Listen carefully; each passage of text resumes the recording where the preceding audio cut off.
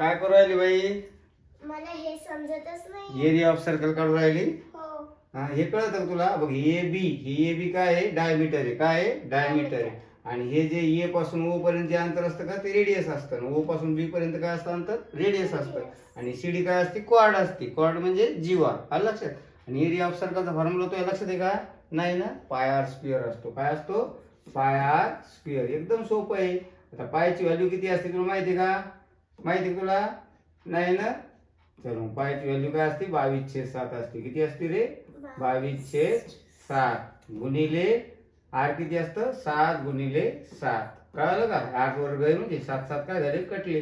22चा पाडा म्हण बरं 7 पर्यंत किती येतं? तर किती येतं?